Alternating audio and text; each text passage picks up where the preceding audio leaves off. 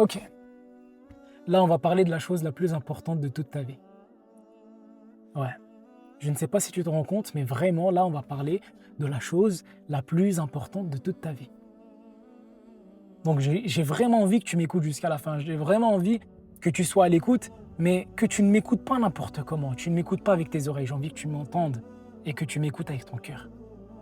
J'ai pas envie que tu m'écoutes juste pour m'écouter, non, j'ai envie que tu me ressentes et tu ressentes mes paroles, taper et venir apaiser ton cœur, surtout. Et tu sais quoi, j'ai envie que tu m'écoutes en tant que grand frère, en tant que petit frère, en tant que fils, en tant qu'ami. Parce que vraiment là, ça touche le sujet de ta vie le plus important. Aujourd'hui, on va parler de la prière. On va parler de la prière. Et tu sais quoi, j'ai pas envie que tu skippes. Wallah, j'ai pas envie que tu skippes parce que je vais pas te parler de la prière comme tout le monde t'en parle. Moi, j'ai pas envie de te faire fuir. Non, non, non. Moi, j'ai juste envie de t'apaiser avec ça. Et mon but, ce n'est pas de te forcer, hein, ou de dire ah mais la prière. Non, non, non. Vraiment, viens, on parle ensemble. Comme j'ai dit, en tant que petit frère, en tant que grand frère, en tant qu'ami, viens, on parle. Viens, on parle de la prière. Viens, on parle. Et j'ai envie de te donner une autre perspective de la prière, moi. Moi, j'ai envie que tu voies la prière d'une autre manière. Parce que je pense que si tu regardes mes vidéos, tu me connais maintenant. Je prends toujours un sujet et je te donne une autre perspective de ce sujet-là. Comme tu en as jamais entendu parler. Et comme j'ai dit, aujourd'hui, on va parler de la prière. Est-ce que tu t'es déjà posé la question, c'est quoi la prière? C'est quoi la prière? Pourquoi on fait la prière? Eh bien, on fait la prière parce qu'Allah nous l'a demandé. Mais est-ce que tu sais qu'Allah nous a demandé de faire la prière, mais que lui, on n'a pas besoin? En fait, c'est pas pour lui. Nous, aujourd'hui, on fait la prière pour nous-mêmes, pour être apaisés. En fait, Allah, regarde comment il est miséricordieux. Il nous a obligé la prière, c'est devenu une obligation pour notre apaisement mental et sentimental. C'est un truc de fou. Quand tu regardes ça comme ça. Ok, maintenant, comment la prière est devenue obligatoire? Est-ce que tu sais que parmi les 5 piliers de l'islam, c'est le seul pilier dont l'ordre est descendu ou a été dicté dans les cieux? Ça a été dicté dans le 7e ciel, au 7e ciel. La prière, c'est le seul pilier qui a été dicté au 7e ciel. Le prophète est monté jusqu'au 7e ciel pour qu'on lui dise la prière est obligatoire. Et au début, c'était 50 prières. Allah a descendu ça jusqu'à 5, de par sa miséricorde. Et ces 5-là ont la valeur de 50. Donc lorsque toi, tu fais une seule prière, c'est comme si tu en faisais 10. Ça a la même valeur. Et donc maintenant, on va se poser encore une question. On va aller en profondeur. Pourquoi faire la prière? Pourquoi la prière a été révélée ou a été dictée, a été obligée au 7e ciel? La première raison, c'est son importance. C'est que c'est le pilier le plus important des 5. Donc son importance. Et la deuxième chose, et c'est là où ma perspective à moi rentre en jeu, c'est que la prière a été dictée au 7e ciel et c'est le seul pilier qui a été dicté au 7e ciel pour que ton cœur puisse palpiter. Pour que ton cœur puisse survoler, surmonter les cieux pour arriver jusqu'à avoir une relation avec Allah, dans les cieux. En fait, c'est le seul moment et c'est les seuls instants, la prière, c'est là où ton cœur il va réellement se connecter à Allah. Il va se connecter à Rabbi. Et c'est pour cela que ça a été dicté, obligé. Et ça a été rendu obligatoire au 7e ciel, pour que ton cœur puisse être connecté au ciel lorsque tu pries. C'est pas magnifique? Wallah, c'est incroyable. Donc comme j'ai dit, pour que ton cœur puisse palpiter dans les cieux, pour que tu puisses être apaisé sur terre, mais que ton cœur il soit dans les cieux, il soit en relation avec Allah, avec Rabb al-Alamin. Et moi, en fait, je te dis tout ça parce que j'ai envie que tu arrives à un point de sentir et de ressentir cette sensation. Wallah, j'ai envie que tu sois apaisé. Et wallah, je veux ton bien. Ton petit frère, ton grand frère, ton fils, ton ami veut ton bien. Wallah, je veux ton bien. J'ai envie que tu ressentes cette sensation d'apaisement. J'ai envie que tu sois apaisé. Et wallah, c'est le seul moment où tu vas être apaisé. lorsque tu vas prier, lorsque tu vas réellement commencer à prier, réellement, c'est là que tu vas être apaisé. Et il y a une différence entre أصلي لأرتاح منها وأصلي لأرتاح فيها. Il y a une différence entre je prie pour être débarrassé d'elle et je prie pour être apaisé dans celle-ci. Apaisé dedans. Et lorsque tu comprends ça, lorsque tu comprends que tu pries pour être apaisé dedans, wallah, et ta perspective de la prière, elle change. Et je te promets que lorsque tu arrives à ce niveau-là et lorsque tu ressens la prière comme un besoin et non une obligation, wallah, tu lèves les mains et tu dis Alhamdulillah, merci Rabbil Alamin, merci de nous avoir rendu obligatoire la prière. Parce que tu vas voir que lorsque tu vas arriver à cette sensation, et j'ai envie que tu arrives à cette sensation-là, et Inch'Allah, après cette vidéo, tu vas pouvoir commencer à arriver et à sentir ça, et à ressentir ça. C'est de te dire, lorsque j'ai un problème, hop, prière, je vais aller vers la prière, parce que c'est là où je suis apaisé. C'est là où mon cœur palpite, c'est là où mon cœur se sent le mieux. C'est là où mon cœur est connecté avec mon Seigneur. Et c'est là le but de tartaha fiha, tu sois apaisé dedans. Lorsqu'il y a un truc qui ne va pas dans ta vie, lorsque tu as le cœur serré, lorsque tu as des problèmes, lorsqu'il y a un souci, lorsque tu as perdu ton boulot, lorsque ça ne va pas avec ta femme, lorsque. Et tous ces événements, prière. Prière. Apaisement. En fait, prière, dans ta tête, ça doit rimer avec apaisement. Prière, ça doit rimer avec apaisement. Parce que c'est une réalité. Et là, par exemple, tu vas être au téléphone avec quelqu'un. Tu es souvent en appel avec des gens. Et tu sais, moi, ce que j'ai envie de te dire, c'est coupe les appels. Coupe les appels et mets-toi en appel avec celui qui a créé les cieux et la terre. Coupe les appels et mets-toi en appel avec celui qui a créé les gens. Coupe les appels et mets-toi en appel avec le créateur de ces créatures avec lesquelles tu es en appel.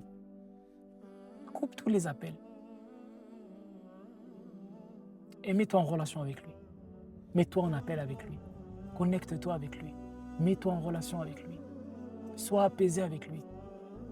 Sois apaisé par la prière. Rapproche-toi. Et ce qui est plus beau encore dans la prière, c'est que comme j'ai dit, c'est le seul moment où tu vas être réellement apaisé. C'est dans la prière. Et plus particulièrement lorsque tu vas être en prosternation.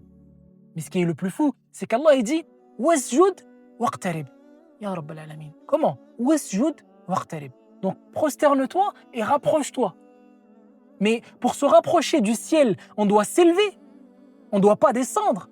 Et bien subhanallah, Allah il change la perspective des choses. Allah il change les règles, il change la logique. Il te dit non, tu dois descendre pour monter. Ya Rabbal Alamin.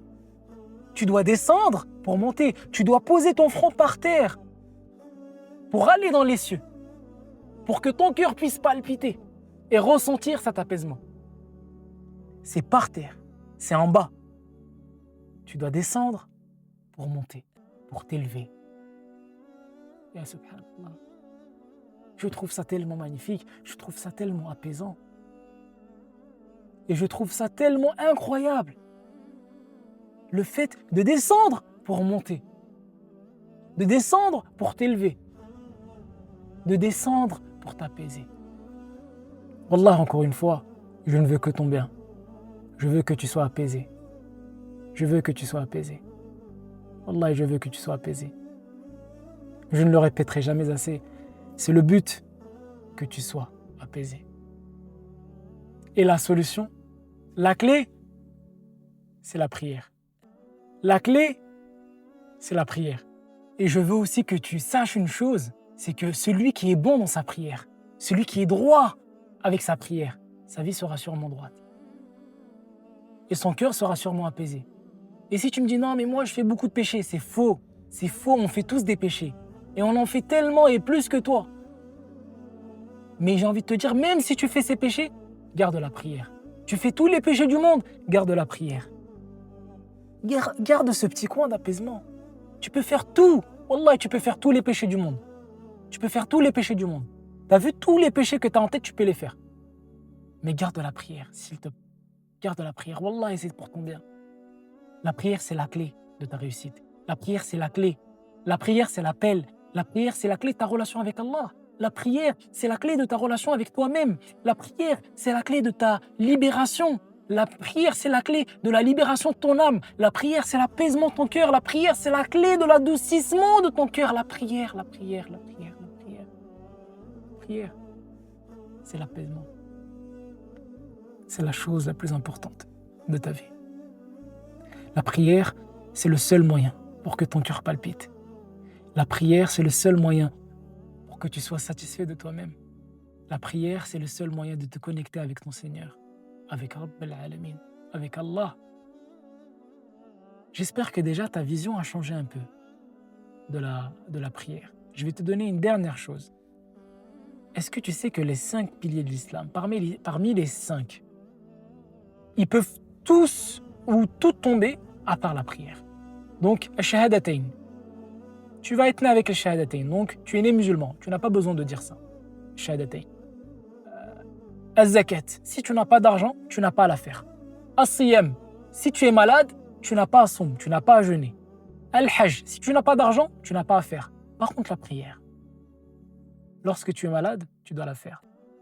Lorsque tu es en voyage, tu dois la faire.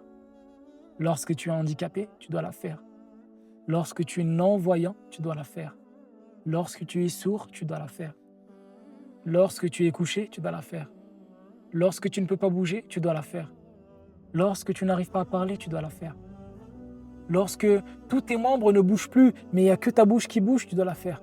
Lorsque tu... Plus rien, et juste ta conscience, tu dois la faire. C'est le seul pilier qui n'a aucune excuse. Le seul pilier qui n'a aucune excuse. Aucune excuse pour ne pas faire la prière. Et comme Allah il le dit, Fasjud waqtarib. Prosterne-toi et rapproche-toi. Descends pour t'élever. Descends pour monter.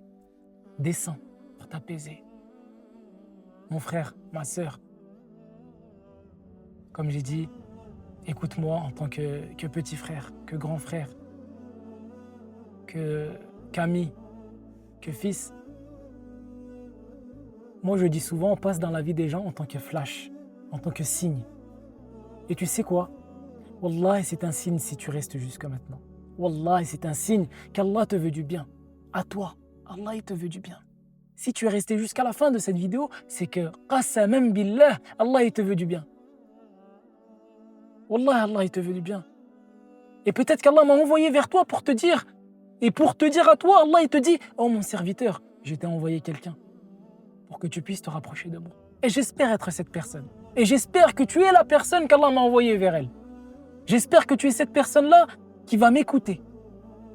J'espère que d'être cette cause. Et j'espère que toi, aujourd'hui, ta perspective a changé. Juste ta perspective de la prière. Juste. Mon frère, ma sœur. La seule chose que là, Allah, il te demande de faire. Est-ce que moi, ça pourrait vraiment me faire plaisir et ça va te faire plaisir à toi? Ça pourrait me faire plaisir parce que ça va t'apaiser. Et moi, mon but, c'est de t'apaiser. C'est que, Wallah, 2 choses à faire, simples. Wallah, 2 choses simples.